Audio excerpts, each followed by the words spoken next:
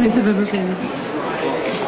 But what do you tell people overseas about Hong Kong? How do you describe it to them? I don't think anybody can believe what Hong Kong is really like unless they've been here themselves. I like to tell people that it's like living in a city of the future, but at the same time there's such a strong connection to the past and the Chinese culture here.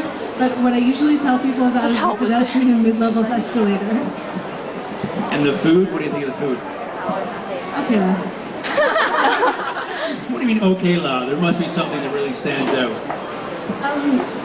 You know, I've always hated udon. Sorry, but fish balls are not my thing. I really like yuzhen kechi, but I can always find something to eat. Very good. Listen, I was reading in your book about the MSG and Chinese food. You might be right. Do you think it has some apparent effects? Any side effects at all? Well, guys, you know, Westerners can sometimes not eat Chinese food without getting a headache. You should be lucky that you don't have that problem. Listen, in your book you refer to a number of modeling experiences. Particularly at the beginning of your career, you did a modeling job for a website company in Tokyo, which is in the book. What other experiences have you had in modeling? I think that some of my best experiences have been getting jobs and getting to travel overseas to do a job. For example, I did a job for a Hong Kong property agency that shot a commercial in Australia to pretend like the Sydney Harbour was the Hong Kong Harbour. Don't tell anybody. I also got to go to Beirut to do a job for a Lebanese couturier, so it's really cool to get to travel around for the job. Now, whereabouts have you been living these days? You've had some interesting experiences in terms of your apartment, right? Oh gosh.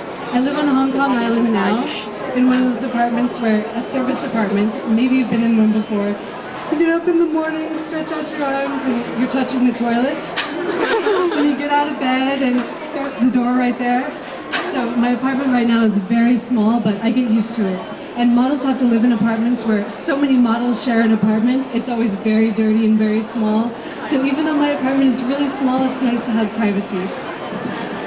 Excellent. Thank you so much. Now you're going to read an excerpt of your book tonight.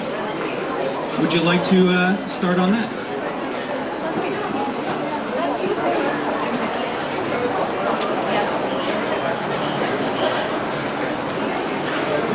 Okay guys, I'm just going to read something really quick. Can you hear me? Yeah. It doesn't really seem like this mic is very good. If you want to look at page 82, you can follow along. This is just a little story of last winter doing a catalog job in Guangzhou when it was 0 degrees outside. Oh my god. So I look back on this job as one of the worst times I've ever had. I just woke up from a long nap after returning from 2 days of shooting in Guangzhou, China. Everything was in place for a pleasant and easy job. The clients were incredibly nice, the photographer was cool, the South China Botanic Gardens where we were shooting were breathtakingly beautiful. The hotel was posh, and at night I had a glamorous time ordering room service, then eating it off a plate balanced on the side of the tub while I took a bubble bath. Bathtubs are few and far between in models' apartments. But holy smokes, was it ever cold! We were shooting a spring and summer fashion catalog, so I was wearing skimpy tube tops and tiny dresses, and changing clothes right in the middle of the frosty Botanic Gardens. Can you imagine getting naked in the middle of the gardens? Between shots, I never really got warmed up, and by the end of the day, both days, I was all sluggish and shivering, blundering across the tundra in my high-heeled boots. My only thoughts were dimly articulated hopes that the next outfit didn't have any accessories. Oh god, the frigid, chunky glass bead necklaces, and the icy claws of the stylist fumbling to fasten it around my neck. And I hoped that the next location didn't have any picturesque stone benches on which the photographer would ask me to perch my near-naked bum. We started at 6 o'clock a.m., and by 2 p.m. everyone was gasping and giddy with the cold. The photographer had to attach a remote control cord to his camera because his shivering hands were blurring the pictures.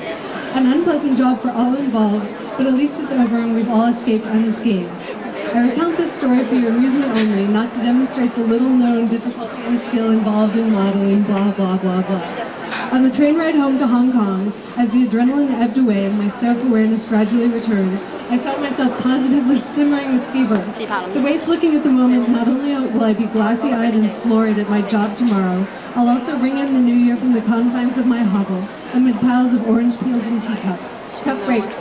I'll just have to postpone my celebrating until Chinese New Year.